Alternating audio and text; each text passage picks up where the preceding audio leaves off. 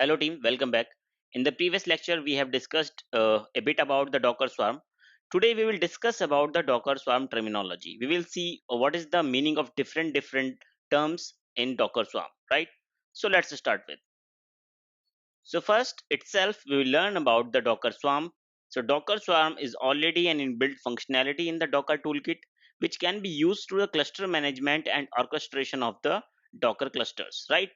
And the toolkit which is specific to the swarm is called SwarmKit, right? A Docker swarm is the combination, or you can say it consists of multiple Docker hosts, right?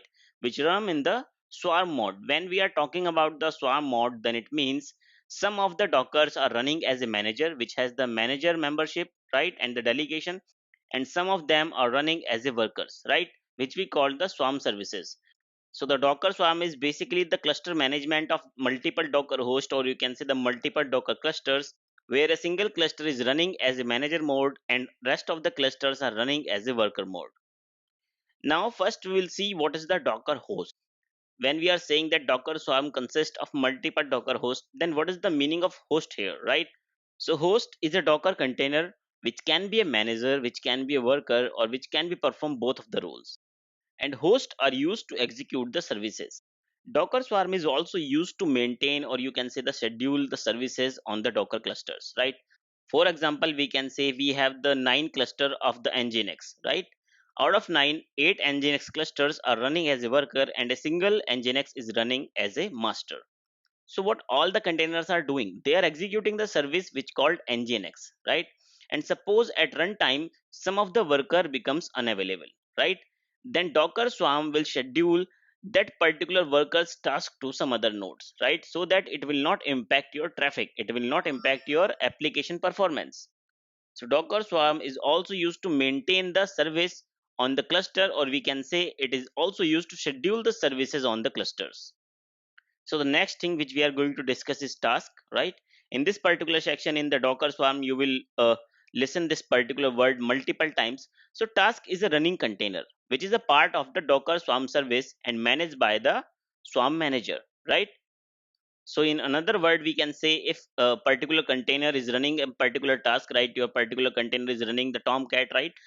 So Tomcat has a task which will be executed with the help of the container, right? And that task will be managed with the help of the Docker manager, because the task is the part of the service. Now next thing we are going to discuss about the nodes. So a node in the Docker Swarm is an instance of the Docker engine, which is just a participant in the Docker Swarm.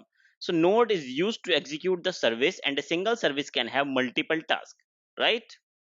So the plus point with the nodes is that you can execute multiple nodes on a single physical computer or a single cloud machine, right? And suppose you are working in the production, then you can distribute multiple nodes across the multiple physical machines or multiple cloud servers.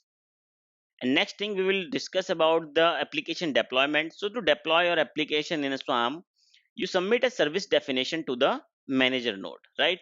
So suppose you want to start some application in the Swarm, then we need to submit the service definition. The service will execute that particular application, so we need to submit the particular definition of that service to the manager node, and manager node dispatch the unit work called task to the worker nodes, right? So suppose we want to execute an application in a Swarm mode, right? Then first we will define a service which have some parameters. We will submit that particular service to the manager node, and then manager node will define the number of units, or you can say the number of tasks to the workers to execute that particular service.